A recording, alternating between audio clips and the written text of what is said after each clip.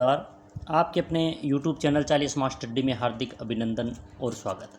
आज हम परी BSTC, PTT, CTET अन्य भर्ती परीक्षाएं जो शिक्षण अभिक्षमता टीचिंग एप्टीट्यूड जिनके आता है उन सभी के लिए महत्वपूर्ण रहने वाली क्लास है।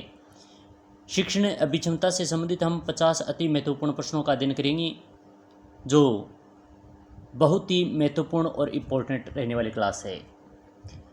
प्री BSTC हो, DLT हो, PTT हो, अन्य जो भी भर्ती परीक्षाएं हों, इन सभी के लिए रामबाण क्लास साबित होने वाली है।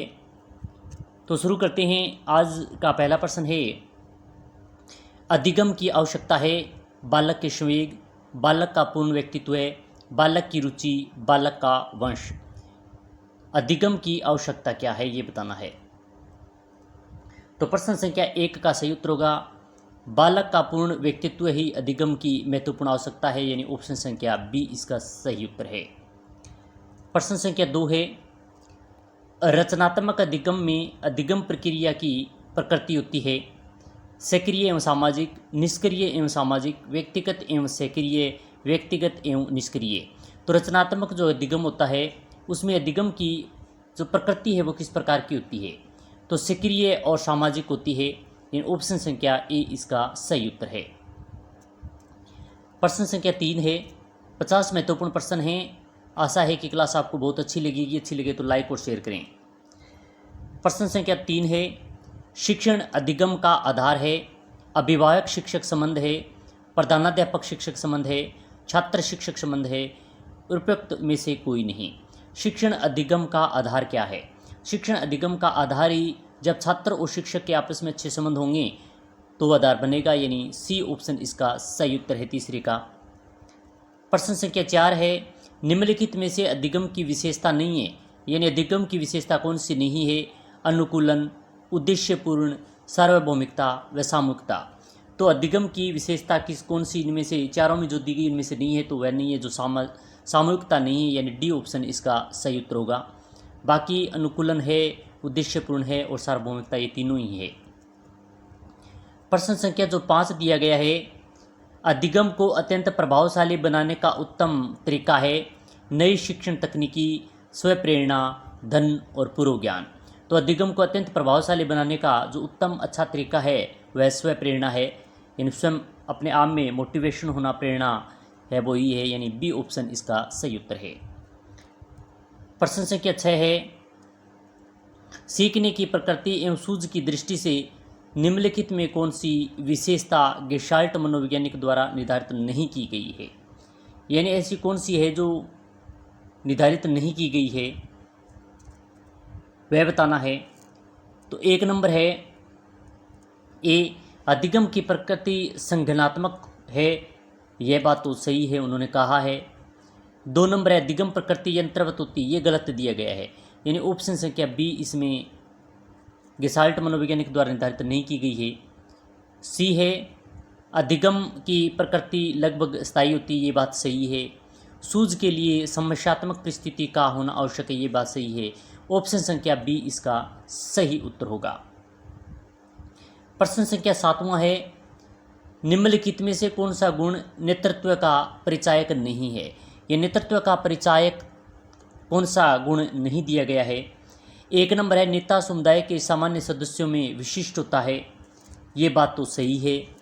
2 नंबर है, नेता सामाजिक कार्य करने के प्रति रुचि होती है, ये भी बात सही है, यानी ए और बी तो सही है। सी है, नेता अपने व्यक्तिगत घेरे में ही स्वयं केंद्रित रहता है, ये गलत दिया गया है कि नेता होता है वो व्यक्तिगत अपने स्वयं में एकांत प्रिय नहीं होता है, तो सी ऑप्शन इसका सही उत्तर होगा। और डी है, नेता का व्यक्तित्व प्राय आकर्षक नहीं होता, ये बात भी सही है। प्रश्न संख्या 8वां है, निम्नलिखित में से कौन सा अधिगम का निर्मितिवाद उपमागम है, यानी जो 4 दिए गए इनमें से कौन सा अधिगम का निर्मितिवाद जो उपमागम दिया गया है वो है। 1 नंबर है, छात्र जो अपने नवीन सूचना को बार बार दोहरा कर याद करता है, ये बात तो सही है। उपमागम जो नहीं है ये नहीं दिया गया है। छात्र जो नवीन सूचना का विस्तार से विश्लेषण करता है, व्याख्या करता है और पूर्व ज्ञान से जोड़कर सीखता है, यही है, यानी बी ऑप्शन इसका जो निर्मितिवाद उपमागम है इसका अधिगम का, ये दिया गया सही उत्तर बी होगा। प्रश्न संख्या 9 है, निम्नलिखित में कौन सा कारक है प्रशिक्षण यानी अधिगम को हस्तांतरण में मदद नहीं करता है। तो चार जो दिए गए हैं इनमें से हस्तांतरण जो अधिगम में नहीं करता है वो कौन सा है। इच्छा शक्ति, उचित वातावरण, परिपक्वता, थकावट व थकान। तो प्रश्न संख्या जो 9 दिया गया है इसमें थकावट व थकान है वह अधिगम यानी प्रशिक्षण अधिगम का हस्तांतरण में मदद नहीं करता है। तो डी ऑप्शन इसका सही उत्तर का, बाकी तीनों करते हैं। प्रश्न संख्या 10वां है, अधिगम से संबंधित मनोविज्ञान की विचारधाराएं एवं उनके प्रतिपादक के जोड़ यहाँ दिए गए हैं। अंकित दिए गए कीजिए कि कौन सा जोड़ा सही मिलान में नहीं है, यानी ऐसा कौन सा है जो व्यवहारवाद, वाटसन एवं गुथरी द्वारा दिया गया है। तो इस प्रकार से कौन सा जो मिलान गलत दिया गया है वो बताना है। ए है व्यवहारवाद, वाटसन और गुथरी, ये तो सही है मिलान है। 2 नंबर है फैकल्टी मनोवैज्ञानिक जो वुल्फ और रीड, ये भी सही है। और 3 नंबर है गेसाल्ट मनोवैज्ञानिक थॉर्नडाइक व अन्य, ये गलत दिया गया है। गेसाल्टवाद मनोविज्ञान थॉर्नडाइक नहीं थे, तो सी ऑप्शन इसका सही उत्तर होगा। पुनर्बलन हल व स्किनर द्वारा दिया गया है, ये बात भी सही है। प्रश्न संख्या 11 है, सीखना विकास की प्रक्रिया है। यह परिभाषा किसने दी, बहुत ही महत्वपूर्ण परिभाषा है। सीखना विकास की प्रक्रिया है, स्किनर, वुडवर्थ, रायबर्न ने और क्रो एंड क्रो ने। तो यह सीखना ही विकास की प्रक्रिया है, ये वुडवर्थ ने परिभाषा दी थी। तो ऑप्शन संख्या बी इसका सही उत्तर है। प्रश्न संख्या 12 है, सीखना संबंध स्थापित करना है। संबंध स्थापित करने का कार्य मनुष्य का मस्तिष्क करता है, यह कथन किसका है। यानी सीखना संबंध स्थापित करना है, संबंध स्थापित करने का कार्य मनुष्य के मस्तिष्क का करता है, मस्तिष्क करता है। रायबर्न ने कहा था, थॉर्नडाइक का या कॉल्विन का या वुडवर्थ का। तो प्रश्न संख्या जो 12 दिया गया है यह बात थॉर्नडाइक द्वारा कही गई, यानी ऑप्शन संख्या बी इसका सही उत्तर है, यह कथन थॉर्नडाइक का है। प्रश्न संख्या 13 है, सीखी गई क्रिया अन्य समान परिस्थितियों में उपयोग करना कहलाता है। अधिगम, परिपक्वता, अधिगम, ये सभी। तो इसमें जो 2 बार रिपीट हुए अधिगम अधिगम, तो इन तीनों में ही देखें तो सीखी गई क्रिया व अन्य समान परिस्थितियों का उपयोग करना अधिगम कहलाता है। तो अधिगम सी में दिया गया है और ए में भी दिया गया है, तो ए और सी दोनों ही इसके सही उत्तर हैं। प्रश्न संख्या 14 है, आजीविकागत कौशलों को निरंतर अद्यतन बनाए रखने के लिए और आजीविकागत वृद्धि को अग्रगामी रूप देने के लिए किसे तृतीय स्तंभ माना गया है। ए है अध्यापक शिक्षा की तैयारी, 2 है समुदाय संबंधी निष्पादन, 3 है स्व उपक्रमित और निर्देशित अधिगम और 4 नंबर है डी है विद्यालयेतर निष्पादन। तो इसका जो सही उत्तर होगा स्व उपक्रमित और निर्देशित अधिगम, यानी सी ऑप्शन इसका सही उत्तर है।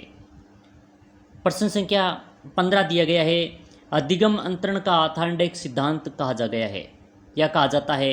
समानता का सिद्धांत, अनुरूप तत्वों का सिद्धांत, औपचारिकता नियम का सिद्धांत व इनमें से कोई नहीं।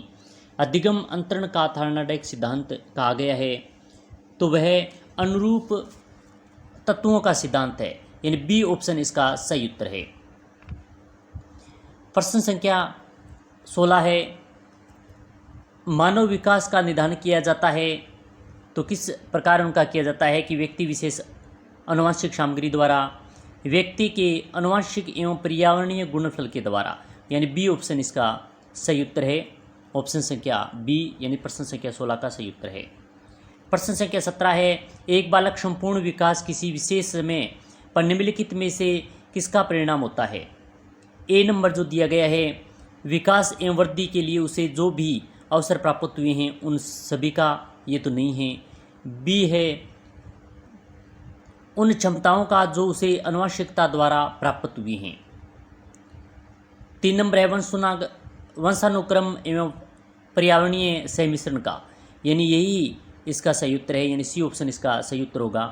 वंशानुक्रम एवं पर्यावरणीय ही सहमिश्रण का है जो बालक के संपूर्ण विकास किसी विशेष समय में निर्धारित किया गया है। प्रश्न संख्या 18 है, सीखने में रुकावट आने का कारण है नई पुरानी आदतों में संघर्ष, शारीरिक सीमा, कार्य की जटिलता, उपयुक्त सभी। तो इसका जो सही उत्तर होगा उपयुक्त सभी होगा, यानी डी ऑप्शन सही है। सीखने की रुकावट आने का कारण नई पुरानी आदतों में संघर्ष भी हो सकता है, शारीरिक सीमा भी हो सकती है और कार्य की जटिलता भी हो सकती है। प्रश्न संख्या 19 है, निम्नलिखित में से जन्मजात प्रेरक नहीं है। जन्मजात प्रेरक कौन सा नहीं है? नींद, भूख, विश्राम और आदत। वेरी वेरी मोस्ट इंपॉर्टेंट है और ये इस प्रश्न का उत्तर आप कमेंट के माध्यम से बताएंगे कि जन्मजात प्रेरक कौन सा नहीं है। वेरी वेरी मोस्ट इंपॉर्टेंट प्रश्न है, कई बार भर्ती परीक्षा में पूछा गया है। तो प्रश्न संख्या 19 लिखकर ABCD जो भी आपका उत्तर है वो लिखेंगे, तो इसके कमेंट का आपका इसका उत्तर का इंतजार रहेगा। प्रश्न संख्या 20 है, किसी उद्दीपन के निरंतर दिए जाने से व्यवहार में होने वाला अस्थायी परिवर्तन कहलाता है? अभ्यस्तता, अधिगम, अस्थायी अधिगम, अभिप्रेरणा। तो प्रश्न संख्या जो 20 दिया गया है इसका सही उत्तर होगा अभ्यस्तता, यानी ऑप्शन संख्या ए इसका सही उत्तर है। प्रश्न संख्या 21 है, सतत एवं व्यापक मूल्यांकन में ग्रेडिंग प्रणाली का सर्वाधिक महत्वपूर्ण प्रयोजन है? छात्रवृत्ति चुनाव, विद्यालयों में औपचारिकता एवं कार्यालयीय अभिलेखों की आवश्यक पूर्ति, एक विविधीकरण के लिए सूचना प्रदान करना और अगली ग्रेड श्रेणी को प्रणोत। अच्छा प्रश्न है, तो इसका सही उत्तर डी होगा, अगली ग्रेड या श्रेणी में। तो डी ऑप्शन इसका सही उत्तर है प्रश्न संख्या 21 का। प्रश्न संख्या 22 है, विद्यालय में शिक्षा की गुणवत्ता का सबसे महत्वपूर्ण सूचक है? विद्यालय की आधारभूत सुविधाएं, कक्षा प्रणाली, पाठ्य पुस्तकों, शिक्षण अधिगम सामग्री, विद्यालयों का उपलब्ध स्तर। तो विद्यालय में शिक्षा गुणवत्ता का जो महत्वपूर्ण सूचक माना गया है प्रश्न संख्या 22 का जो सही उत्तर होगा विद्यालय में उपलब्ध स्तर है, उपलब्धि स्तर, यानी डी ऑप्शन इसका सही उत्तर है।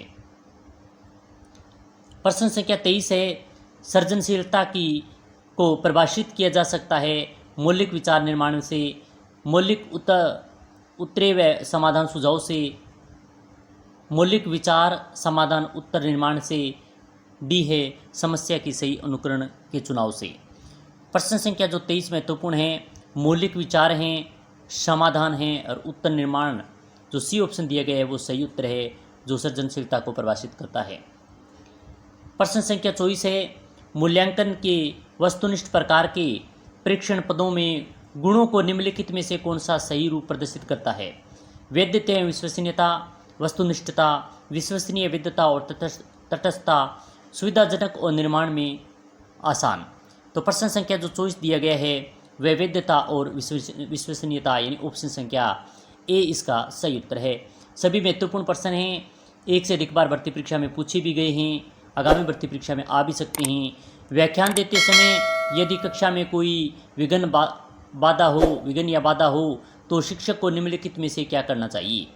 कुछ देर के लिए चुप हो जाएं और फिर से शुरू कर दें। 2 नंबर है, जो बाधा डाल रहे हैं उन्हें दंडित करें। 3 नंबर है, जो बाधा डाल रहे हों उन्हें सीखने के लिए प्रेरित करें। तो सी ऑप्शन ही इसका सही उत्तर है। डी है, कक्षा में जो कुछ हो रहा है उसी के बारे में कोई परवाह नहीं करें, ये गलत है। प्रश्न संख्या 26वां है, सीखने की अंतिम अवस्था में सीखने की गति होती है धीमी, तीव्र, अति तीव्र, अनिश्चित। तो सीखने की जो अंतिम अवस्था होती है उसमें सीखने की जो गति होती है वो सरल से धीमी गति होती है, यानी ऑप्शन संख्या ए इसका सही उत्तर है। प्रश्न संख्या 27वां है, सीखने के लिए विशेष सामग्री का स्वरूप होना चाहिए सरल, कठिन, सरल से कठिन, कठिन से सरल। तो सरल से कठिन होना चाहिए, यानी सी ऑप्शन 27वें का सही उत्तर है। प्रश्न संख्या 28वां है, प्रभावशाली शिक्षण अधिगम प्रक्रिया को गत्यात्मक, सक्रिय व जीवंत बनाने के लिए संप्रेषण की निरंतरता आवश्यक होती है। शिक्षण में संप्रेषण को कई प्रकार से वर्गीकृत किया जा सकता है, इनमें से कौन सा सही नहीं है? जो 4 दिए गए इनमें से कौन सा सही नहीं है? ए है चिक्षु संपूर्ण और मुख्य मुद्राएं, बी है शाब्दिक संप्रेक्षण, 3 है संदेह ग्रहण और स्पर्श संपर्क। तो संदेश जो ग्रहण होता है सी ऑप्शन इसका सही उत्तर है, जो क्योंकि ये गलत दिया गया है। प्रश्न संख्या 29 है, निम्न में से कौन सा बालकों के अधिगम एवं विकास की विकास में सबसे अधिक योगदान देता है परिवार, समन्वयक समूह है और टेलीविज़न। बी है परिवार, समन्वयक समूह है और अध्यापक। सी है परिवार, खेल एवं कंप्यूटर और डी है परिवार, खेल एवं पर्यटन। 29वां अच्छा प्रश्न है, महत्वपूर्ण है। जो बालकों के अधिगम एवं विकास में सबसे अधिक योगदान देता है तो परिवार होता है, समवयस्क समूह होता है और अध्यापक होता है। यानी बी ऑप्शन इसका सही उत्तर है। जो सीखने में, विकास में सबसे अधिक योगदान देने वाला जो परिवार है, समवयस्क समूह है और अध्यापक होते हैं। प्रश्न संख्या 30वां है, निम्न में से कौन सी विशेषता परिपक्वता को अधिगम से अलग करती है? यह एक स्वाभाविक प्रक्रिया है, यह अभ्यास पर निर्भर करती है, यह प्रेरकों पर निर्भर करती है, यह जीवन पर्यंत चलने वाली प्रक्रिया है। तो कौन सी विशेषता परिपक्वता को अधिगम से अलग करती है? तो यह एक स्वाभाविक प्रक्रिया है, यानी ए ऑप्शन इसका सही उत्तर है। प्रश्न संख्या जो 31 दिया गया है, क्या निम्नलिखित में से कौन सा समग्र एवं सतत मूल्यांकन का एक उद्देश्य नहीं है? जो 4 उद्देश्य दिए गए हैं वो समग्र व सतत मूल्यांकन का इनमें से एक कौन सा नहीं है बताना है। ए है बोधात्मक, मनो प्रेरक व भावात्मक कौशल के विकास में सहायता करना, तो ये तो सही है, ये तो है। बी है अध्यापक एवं अधिगम प्रक्रिया को शिक्षक केंद्रित कार्यकलाप बनाना, ये गलत दिया गया है। तो बी ऑप्शन यहाँ पर उद्देश्य नहीं है। बाकी जो पहला है और सी है याद रखने पर बल देने के बदले सीखने की प्रकृति पर बल देना, ये भी सही है। छात्रों के सीखने की प्रक्रिया एवं प्रवेश के बारे में उपयुक्त निर्माण लेना, ये भी सही है। तो इसमें बी ऑप्शन इसका गलत उत्तर दिया गया है। प्रश्न संख्या 32 है, आप एक अध्यापक हैं, एक विद्यार्थी पुस्तकालय में किसी पुस्तक के पन्ने फाड़ रहा है तो आप छात्र को ऐसा नहीं करने के लिए कहेंगे, छात्र को खूब पीटेंगे, पुस्तकालय अध्यक्ष से कहेंगे, छात्र को पुस्तकालय से बाहर निकालने को कहेंगे? अच्छा प्रश्न है, महत्वपूर्ण है 32वां। तो छात्र को ऐसा नहीं करने के लिए कहेंगे, उन्हें समझाएंगे, तो ए ऑप्शन इसका सही उत्तर है। प्रश्न संख्या 33 है, अध्यापक अपनी कक्षा में एक नेता की भूमिका अदा करता है, इसलिए उसमें निम्न में से कौन सी भावना होनी चाहिए? आशावादिता, निराशावादिता, उत्साहवादिता, भाग्यवादिता। तो प्रश्न संख्या 33 जो दिया गया है वो उत्साहवादिता होना चाहिए, इसका सही उत्तर है सी। बहुत ही महत्वपूर्ण प्रश्न था। अध्यापक अपनी कक्षा में एक नेता की भूमिका अदा करता है, तो इसलिए उनमें से निम्न में से जो उनकी भावना है वो उत्साहवादिता होनी चाहिए। प्रश्न संख्या 34 है, जो शिक्षक कक्षा में छात्रों को बोलने की स्वतंत्रता नहीं देते हैं उनकी कक्षा में विचार संप्रेषण कौन सा होगा? ए है सफलतापूर्ण नहीं चलता है, बी है सफलतापूर्वक चलता है, सी है छात्रों द्वारा बाधित होता है और डी है पूर्ण सफल नहीं होता है। तो इसका जो सही उत्तर होगा सफलतापूर्ण नहीं चलता है। तो ऑप्शन संख्या जो ए दिया गया है वो गलत दिया गया है। विचार नहीं देते हैं तो वह सफलतापूर्ण नहीं चलेगा। प्रश्न संख्या 35वां है, कुशल नेतृत्व की सफलता का रहस्य है समूह के व्यक्तियों में आस्था, कार्य का वितरण, प्रभुता का प्रवृत्ति और दंड। तो प्रश्न संख्या जो 35 दिया गया है, समूह के व्यक्तियों में आस्था, ए ऑप्शन इसका सही उत्तर है। प्रश्न संख्या 36 देखें, बाह्य प्रेरणा को कहते हैं नकारात्मक प्रेरणा, व्यक्तिगत प्रेरणा, सकारात्मक प्रेरणा और सामाजिक प्रेरणा। तो प्रश्न संख्या जो 36 दिया गया है, बाह्य प्रेरणा को कहेंगे नकारात्मक प्रेरणा, यानी ऑप्शन संख्या ए इसका सही उत्तर है। प्रश्न संख्या 37 है, एक विचार अथवा अवधारणा के निर्माण में उपयुक्त वैचारिक प्रक्रिया जो नई, मौलिक तथा उपयोगी है क्या कहलाती है? सृजनात्मकता, उपलब्धि, बुद्धि और व्यक्तित्व है। तो प्रश्न संख्या जो 37 दिया गया है, सृजनात्मकता इसका सही उत्तर होगा, यानी ऑप्शन संख्या ए इसका सही उत्तर है। प्रश्न संख्या 38 है, बीएफ स्किनर का अधिगम सिद्धांत मुख्यतः प्रयोगशाला प्रयोगों पर आधारित था, जबकि हल का सिद्धांत किस पर आधारित था?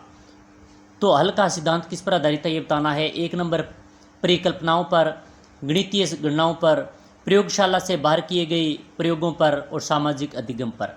तो इसका जो सही उत्तर होगा वो गणितीय गणनाओं पर, यानी ऑप्शन संख्या बी इसका सही उत्तर है। प्रश्न संख्या 39 है, निम्नलिखित में से कौन सा अधिगम निर्मितिवाद का विचार नहीं है। जो चार दिए गए हैं, जो तीन तो निर्मितिवादी विचार हैं, एक नहीं है, वो कौन सा नहीं ये देखना है।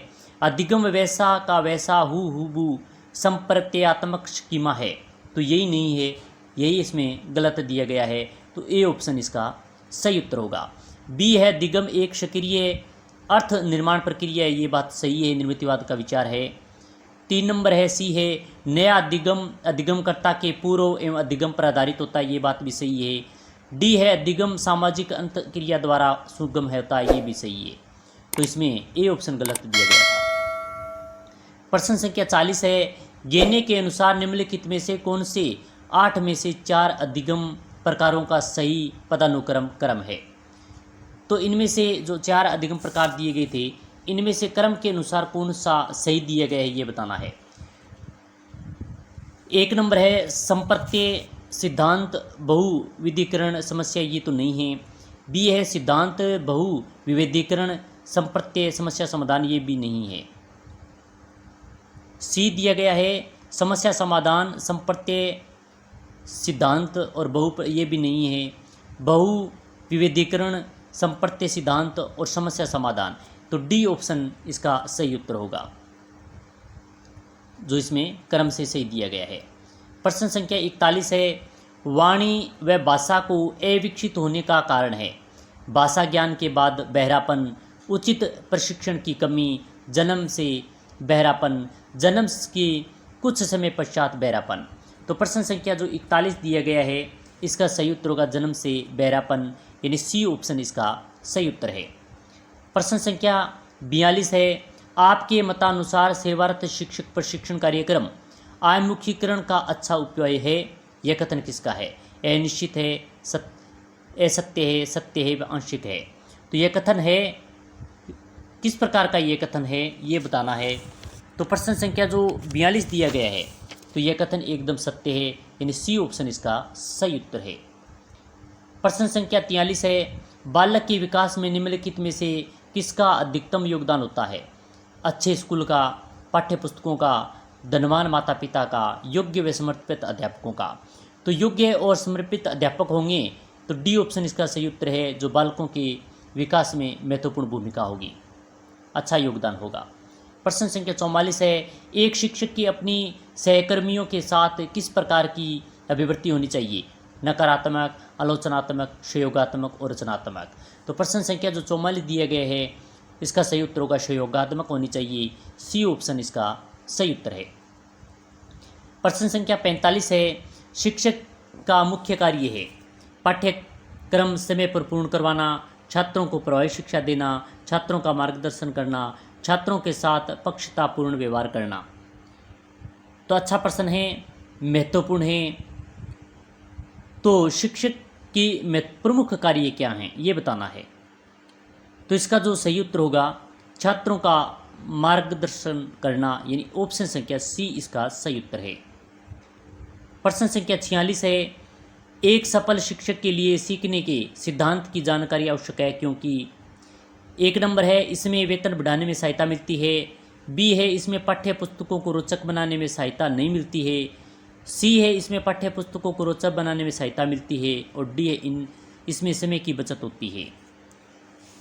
तो प्रश्न संख्या जो 46 दिए गए हैं, इसमें पाठ्य सामग्री को रोचक बनाने में सहायता मिलती है, सी ऑप्शन इसका सही उत्तर है।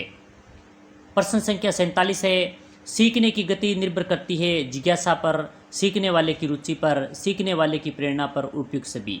तो इसका जो सही उत्तर है वो उपयुक्त सभी आएगा, सभी बातें सही है, डी ऑप्शन इसका सही उत्तर है, जो सीखने की गति पर निर्भर करता है।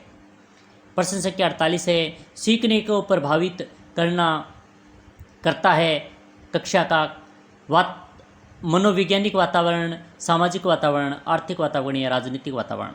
तो प्रश्न संख्या जो 48 है, इसका मनोवैज्ञानिक वातावरण यानी ए ऑप्शन सही उत्तर है, यानी सीखने को प्रभावित करता है कक्षा का मनोवैज्ञानिक वातावरण। प्रश्न संख्या 49 है, सीखने में जब हमारी उन्नति पूर्णतः रुक जाती है तो उस स्थिति को कहते हैं सीखने का पठार, सीखने का वक्र, सीखने की बाधा व रुकावट। तो सीखने का पठार यानी ए ऑप्शन इसका सही उत्तर है। और आज का अंतिम प्रश्न है 50वां। रचनात्मक अधिगम के में बालक होता है ज्ञान का ग्रहणकर्ता, ज्ञान का सृजनकर्ता, ज्ञान का माध्यम और इनमें से कोई नहीं। तो रचनात्मक अधिगम में बालक है वह ज्ञान का सृजनकर्ता होता है, यानी ऑप्शन संख्या बी इसका सही उत्तर है। तो आज हमने बहुत ही महत्वपूर्ण 40 मार्क्स स्टडी पर शिक्षण अभिक्षमता अभिरुचि से संबंधित 50 प्रश्नों का अध्ययन किया। ये 50 प्रश्न बहुत ही महत्वपूर्ण हैं और आप प्री BSTC CTET जिसमें शिक्षण अभिरुचि यानी अभिक्षमता आती है उन सभी के लिए ये क्लास महत्वपूर्ण है। आप देखेंगे कि प्री BSTC PTT में इनमें से प्रश्न अवश्य छपेंगे, तो आप अच्छी तरीके से इन क्लासों को देखें। क्लास अच्छी लगी तो लाइक करें, शेयर करें। इसी प्रकार की महत्वपूर्ण क्लास के साथ फिर मिलेंगे। जय हिंद, जय भारत।